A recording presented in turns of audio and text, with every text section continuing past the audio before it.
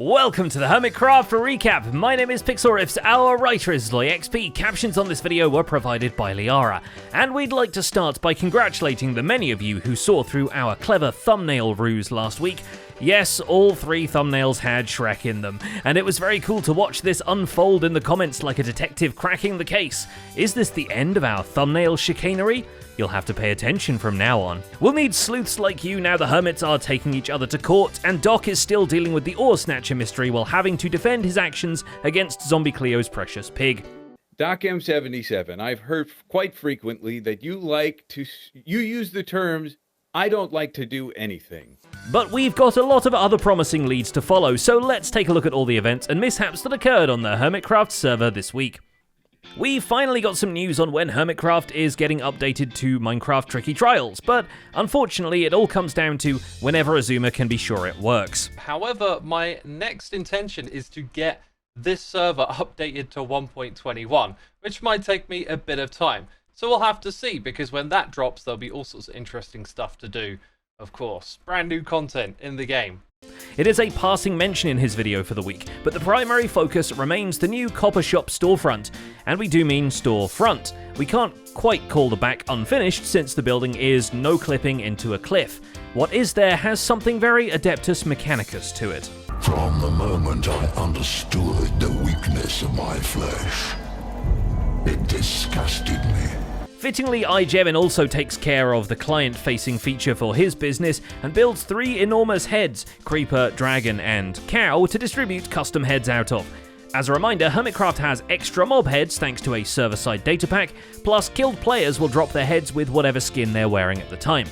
And they will want to drop their head because Jevin promises to share 50% of the head profits with whoever's head that is. I obviously don't have all the hermit heads, so I'm going to ask the hermits to supply their heads in the shop. I have decided to sell the hermit heads for 8 diamonds each, so each hermit will split with me 4 diamonds. So 50-50. This generosity is tied into the fact that money can't buy you custom trees, and Jevin has been very much enamored with the concept of a custom azalea-roofed forest that he built over the pathways of his base village. Just a lot of effort has went into this, and I'll be honest with you, I love it. I love the way that this entire area feels. It's a very time-consuming and atmospheric build, and as YouTubers, we too can relate to the innate drive to want to go look at a tree or touching grass.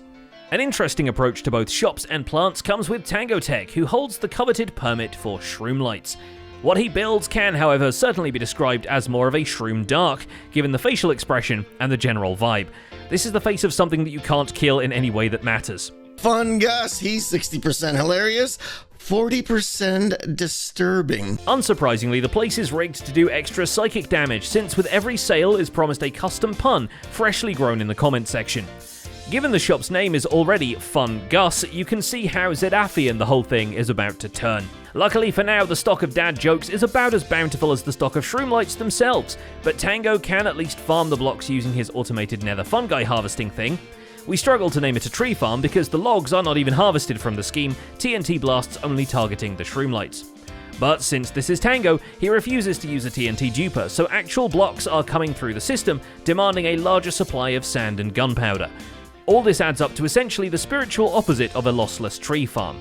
A logless tree farm, if you will. Now, there are a couple of flaws. There's a lot of flaws. This is far from perfect. You guys are going to see flaws all over the place. I know about all of them. If it's explosions and trees you want, you'll get both in Joe Hills' footage from the grand opening of the Big Wood Shop, which happened some time ago, but I guess the shop is now selling backlogs as well.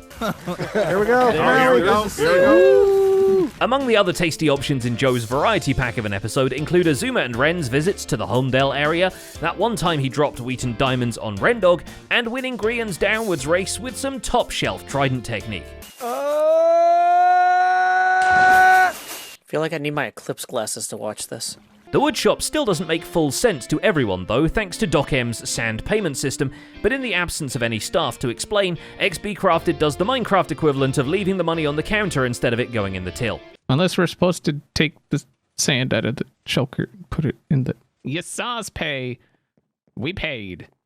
That's the important thing, okay? Back at the Ocean Temple base, he plans out a storage room which will auto-sort all the drops from the Guardian farm into bulk chests, leaving him to wonder if he really needs 27 double chests of uncooked fish. So we got items coming in fairly quick. Obviously, again, look at this place. That's freaking awesome. False symmetry starts encroaching into the armor stand wizardry, which Zombie Cleo doesn't own, no matter what it might seem after all these seasons, though her experiments mostly span False's own base, prompting Rendog to at some point try and blend in with the new wooden guy. No, you need to stand facing it, your body facing it, and then you move your head to the side. Hello, This one. Ronnie. Having a good shift, sir? False also takes a trip to Corrales' tropical lake where she promised to help redecorate. True to her word, False builds up a dragonfly made of a chain and some sideways glass panels, but also a crocodile which would surely devastate the food chain, and also Corrales given the chance. Nothing a no swimming sign and occasional Corrales corpse wouldn't fix. Anyway, that is it for Corrales right now, but I just noticed something that needs adding to this building here. There's not a lot of room he's left me, but if you're going to write one word, you might as well write them both. Cleo has their own orders to take care of, both the armor stand one from Joel and the court one for Doc. Yeah. Well, it's a service I provide. And I do it for free. Oh, you don't want payment? Are you sure? We take tips, but it... As far as the smallish shrine is concerned, Cleo puts together a glorious display dedicated to whatever relationship it is Jimmy Solidarity and Joel have, expressed in the two of them high-fiving while riding motorcycles without any helmets on. Two bros high-fiving on motorcycles, one block apart. As for Doc, his friendships are about to be put to the test, as BOO serves him up with a lawsuit on intentional inflicting of emotional pig stress, which are words they both definitely understand and have heard before. Intentional infliction of emotional distress, I think, is the legal term for it. Seriously? Okay, I gotta study that. Cleo even lawyers up, reminding Skizzleman that he is in fact their legal representative, and including a fat sum of diamonds to boot. Skiz, for what it's worth, is incredibly lawful this week. We'll let you decide for yourselves if it's lawful good or lawful evil. Ah! No. Take a peek inside. We've got a lot of room. Hey! Because he does get the mission possible to do a good deed, although he's immediately judged by Grian for being a little stingy with the redstone he donates to Impulse's stockpile. No, not all of it. 16 blocks is good. You shut up! Grian also gives him notes on his choices of note block sounds for the next mission, which involves flying to B-Dubs' base, wondering why his face is mowed into the nearby lawn, and hiding a note block sound underground with a chicken activating it. Naturally, all this is enough to intrigue Grian about the source of all this mischief, but he pays for it with his wallet. Completely buy out a shop in the shopping district that you do not own. You look like a man who's after some mangrove.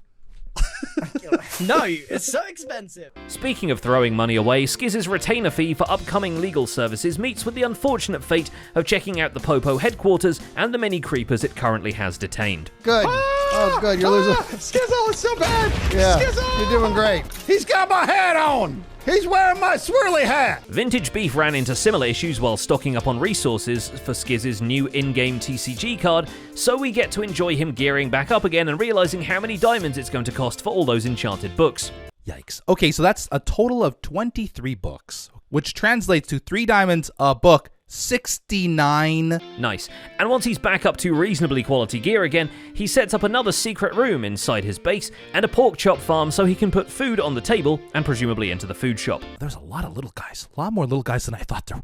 There's a lot more pigs than I thought there was. Oh my goodness. But the big news from Beef's real life is that he announces both Generation 2 of TCG and Generation 2 of Vintage Beef. It's a child. His wife is having their child. And if you lot can leave 1,500 comments about Shrek on our videos, the least you can do is head over to his video and send him a congratulations. If you follow me on Twitter, you'll already know, but we are doing IRL release. Now you're back from that, let's return to the Redstone farms and Rendog, who knew his pumpkin farms were inefficient last week, but seemed to have made his peace with that. Then this week he saw the output and decided to make war on the pumpkins instead. You know, sometimes, guys, you just gotta let the Redstoners win. Part of that means swapping some of them for melons, which Doc then teaches him to auto-craft back into full-size fruit. Ren pays for that lesson by being the crash test dummy for Doc's security system. Wait, I broke Redstone? How? Ow, my ears. But in the meantime, he's built a more effective farm underneath the pumpkin silos, and condensing all the output into a single storage system, he's got more than enough fruit and veg to sell to the farmers or turn into otherworldly plant life. Although every now and then it does get blocked up via silliness. Also living that plant life is Pearlescent Moon, whose dye shop has had a bunch of visitors this week, although they're so keen on doing the Redstone version of Wordle in the basement that they may have forgotten there's a shop involved. Am I going to be playing Wordle? Yeah, basically. I mean, I won't brag, but Yeah. pretty amazing. Yeah.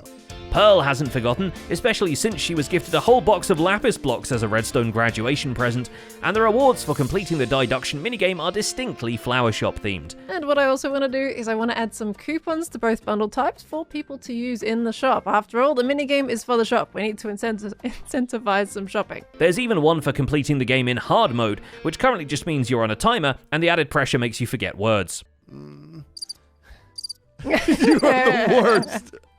Should I try juice? I should put crickets in the sound, shouldn't I? The other thing that'll make you forget words pretty quickly is a diamond sword to the head, but luckily for Pearl, that's just an aesthetic reward for completing her Mission Possible quest. Zedaf's new minigame also involves lots of dies, or rather lots of deaths.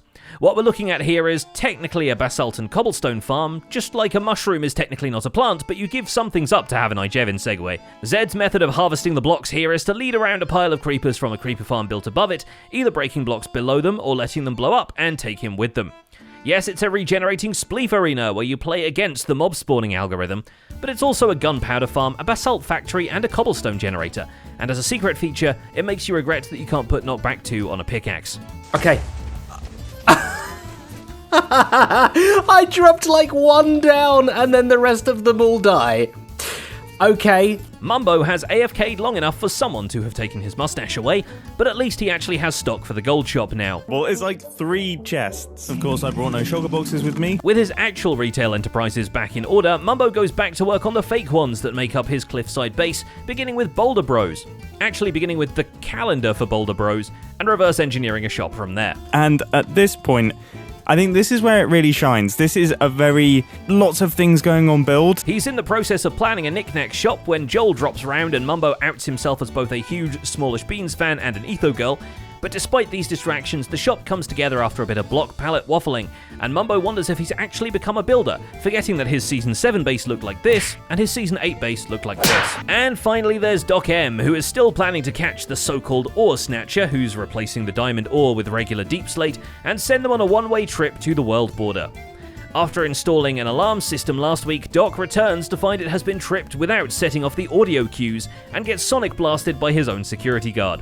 Are you kidding me? Oh my god, they are smart. They are smart. It turns out the block that was replaced this time was inside the circuitry for the alarm itself. And that wasn't the only time the Ore Snatcher struck, although at least that resulted in a handful of potential customers checking out the shop for the first time. Is this the block? Maybe. No, probably not. Who knows, man? It wouldn't be a Doc episode without showcasing another marvel of community redstone, and this week he shows off a TNT cannon that operates in the lazy chunks around the nether portal chunk loading radius, allowing it to load TNT into unloaded areas and blast out tunnels through the walls of other tunnels. We pretty much just need to tell the machine how many of these rows with a distance of 4 we want to do, and then we see if we can blast out a giant cave in a very fast time. But that doesn't make him seem any less dangerous for a court case in which he has to prove the killing of a pig wasn't malicious.